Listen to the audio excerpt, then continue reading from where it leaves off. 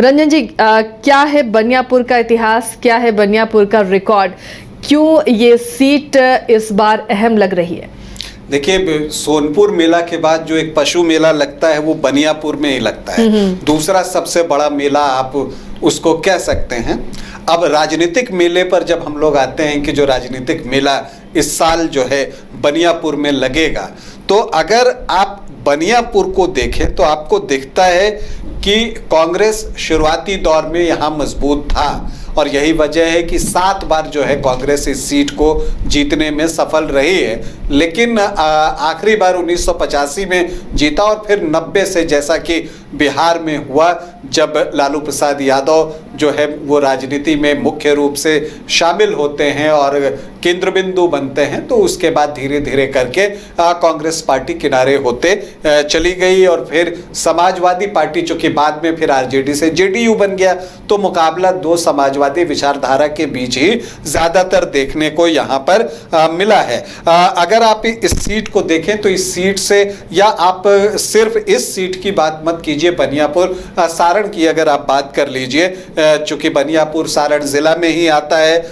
लोकसभा इसका महाराजगंज का है, तो यहाँ पर प्रभुनाथ सिंह की जो है वो एक पैठ रही है। ऐसे भी बनियापुर सीट जो है वो दबंगों की सीट अगर आप कह लीजिए, बाहुबलियों की सीट कह लीजिए, तो गलत नहीं होगा। यहाँ से धूमल सिंह मतलब मनोरंजन सिंह भी चुनाव जीते हैं। लेकिन जब नया परिसीमन हुआ तो यहाँ पर कुछ जो प्रखंड की पंचायतें थी जब वो कटी, तो जो भूमिहार वोटर्स, एक समय यहाँ पर भूमिहार वोटर्स बहुत ज़्यादा थे, तो वो थोड़े से कम हुए, तो फिर जो है धूमल सिंह जो है वो एकमा की तरफ शिफ्ट कर जाते हैं और फिर यहाँ पर एक चुनाव जो है वो होता है। और ये अगर आप पिछले 3 चुनाव से देखें तो प्रभुनाथ सिंह के भाई केदारनाथ सिंह ही यहाँ से चुनाव जीत रहे हैं। तो ये सारी चीज़ें जो है वो दिखती हैं। हालांकि जैसा मैंने आपको कहा कि शुरू में आप जाइए तो यहाँ पर भूमिहार जाति के ज़्यादा विधायक रहे।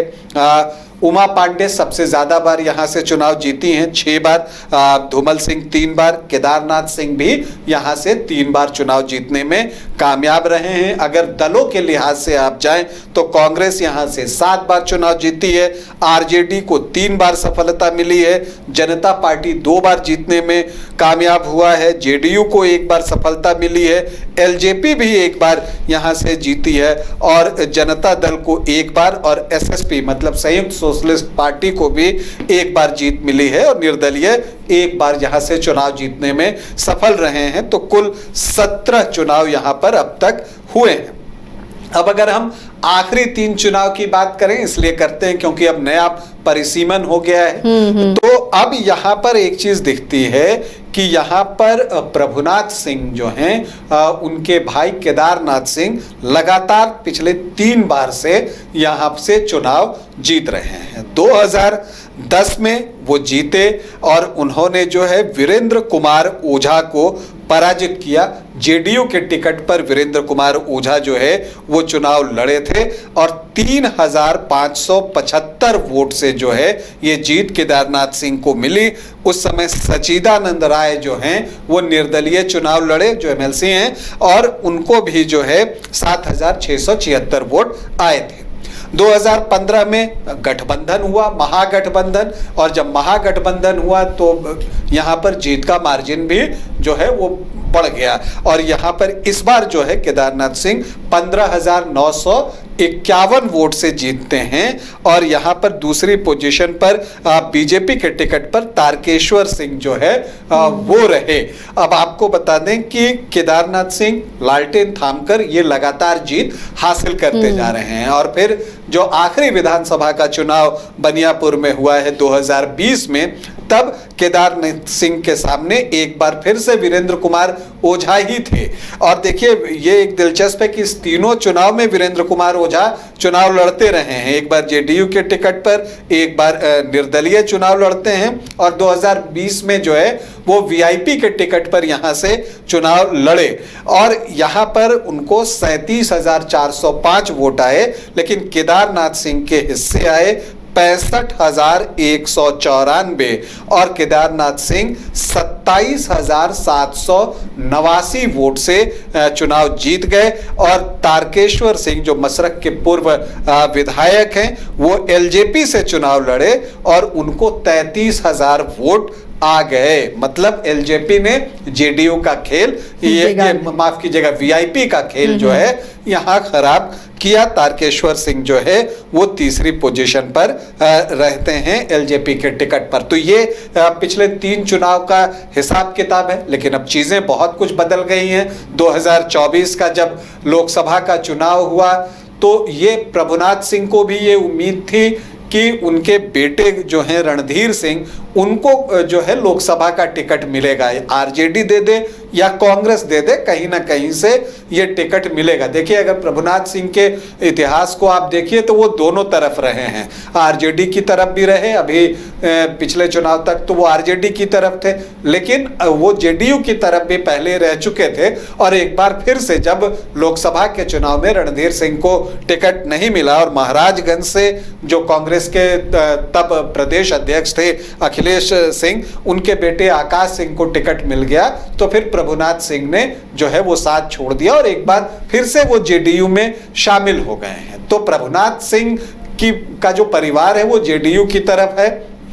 अब ये देखना दिलचस्प होगा कि केदारनाथ सिंह क्या करते हैं। तो देखिए, फैमिली में प्रभुनाथ सिंह जो फैसला लेते हैं उसी के अनुसार फैमिली चलती है। और केदारनाथ सिंह भी जो है मुझे लगता है कि जेडीयू में ही जाएंगे, इसका इशारा भी वो कर रहे हैं। लेकिन टेक्निकली अभी भी आरजेडी के विधायक हैं, इसलिए उन्होंने आरजेडी से इस्तीफा नहीं दिया है। लेकिन चुनाव के वक्त ऑलमोस्ट ऐसा दिख रहा है कि वो जेडीयू के टिकट पर यहां से चुनाव लड़ेंगे, ये ऑलमोस्ट जो है वो तय है। अब ऐसे में महागठबंधन के सामने, आरजेडी के सामने, कांग्रेस के सामने ये एक चैलेंज होगा कि केदारनाथ सिंह के खिलाफ वो किसे जो है वो चुनाव में उतारते हैं। ये देखना जो है एक दिलचस्प बात होगी। हाँ, ये आप मानकर चलिए कि अब केदारनाथ सिंह जो है वो एनडीए फोल्डर में आएंगे, तो जो तारकेश्वर सिंह जो है पिछले बार एलजेपी से लड़े थे, अब उनका झुकाव जो है, उनके परिवार का जो झुकाव होगा वो महागठबंधन की तरफ हो सकता है। और ऐसे में देखिए, तारकेश्वर सिंह तो शायद चुनाव न लड़े, कोर्ट कचहरी का मामला है, तो ऐसी परिस्थिति में हो सकता है कि उनकी पत्नी चुनाव लड़े। तारकेश्वर सिंह भी जो है वो राजपूत ही हैं, और जब आपको यहाँ पर महाराजगंज में चुनाव हो रहा था तब जो है तारकेश्वर सिंह की पत्नी जो है उन्होंने जनार्दन सिंह सिग्रीवाल का पक्ष नहीं लिया था, जो बीजेपी के कैंडिडेट थे, राजपूत कैंडिडेट थे, उन्होंने जो है आकाश सिंह का साथ दिया था, खुलकर दिया था।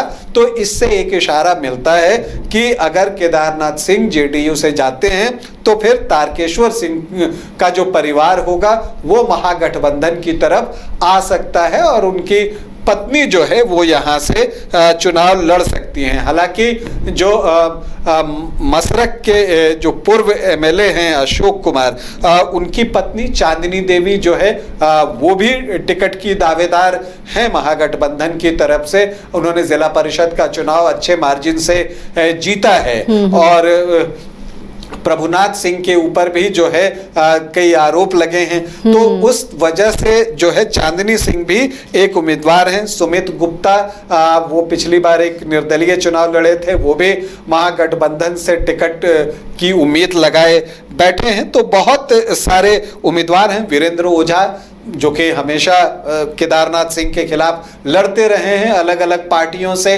निर्दलीय भी लड़े हैं, तो ऐसे में क्या उनकी भी दावेदारी है। वीरेंद्र कुमार ओझा भी भूमिहार जाति से हैं, केदारनाथ सिंह, प्रभुनाथ सिंह राजपूत जाति से हो गए, तारकेश्वर सिंह राजपूत हो गए।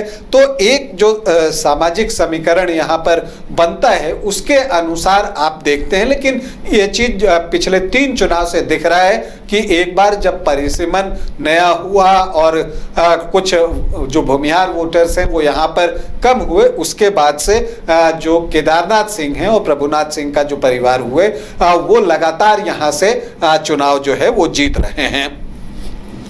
चलिए, तो ये बनियापुर का इतिहास रहा है। यहाँ के अगर समीकरण को देखिए, जातीय समीकरण की बात विधानसभा के हर सीट पर लाजमी हो जाती है, तो वो समीकरण किसे फेवर करते हैं? क्या लग रहा है कि फिर से यहाँ पर आरजेडी, अगर कैंडिडेट चेंज भी होता है तो आरजेडी यहाँ पर लीड कर पाएगी, या फिर एक परिवार का ही वर्चस्व नजर आ रहा है, या फिर कुछ और हो सकता है? देखिए, ये बात आपको दिखता है जब हम देखते हैं ओवरऑल चुनाव, तो आरजेडी 3 बार यहाँ से चुनाव जीतने में सफल रहा है। लेकिन ये भी दिलचस्प है कि तीनों ही बार प्रभुनाथ सिंह के भाई केदारनाथ सिंह ही यहाँ से चुनाव जीते हैं। तो अब ये आरजेडी का जादू है या प्रभुनाथ सिंह का जो उस क्षेत्र में एक प्रभाव है उसका असर है, ये देखना जो है दिलचस्प होगा। इस बार के चुनाव में वो चीजें स्पष्ट होंगी, क्योंकि अगर केदारनाथ सिंह जेडीयू के टिकट पर चुनाव लड़ते हैं तो ये चीजें दिखेंगी कि ये प्रभुनाथ सिंह की जीत होती थी या केदारनाथ सिंह की जीत होती थी या आरजेडी की जीत होती थी। लेकिन अगर आप जातीय समीकरण पर देखें तो यहां पर आपको राजपूत, भूमिहार आपको अच्छी संख्या में मिलेंगे। मुस्लिम वोटर्स भी अच्छी संख्या में हैं। अगर आप देखिए तो जो मुस्लिम वोटर्स हैं वो 12% के आसपास हैं, जो एससी हैं वो 11.78% के आसपास हैं, जो यादव वोटर्स हैं वो भी 10-11% हैं। तो मुस्लिम और यादव ऑलमोस्ट बराबर हैं। 22-23% का एक चंक जो है बन जाता था, और इसी में जब राजपूत जाति के वोट केदारनाथ सिंह की तरफ जाते थे तो वो वोटों की संख्या जो है वो बढ़ जाती थी, क्योंकि आप देखिएगा 12-13% यहां से राजपूत भी हैं। तो वो जब वोट एक तरफ जाता था तो उनके वोटों की संख्या अगर आप देखें और मत प्रतिशत देखें तो वो ऑलमोस्ट 40% के आसपास जो है चीजें पहुंच जाती थी। भूमिहार अभी भी यहाँ पर 15-17% है, ब्राह्मण 2.5-3% के आसपास हैं। अगर आप वैश्य की बात कीजिए तो 11-12%, और जो आप लवकुश की बात करते हैं तो वो 7-8% के आसपास, और जो अदर्स ओबीसी, ईबीसी बच जाते हैं वो 16-17% के आसपास जो हैं वो यहाँ पर हैं। तो ये जातीय समीकरण है।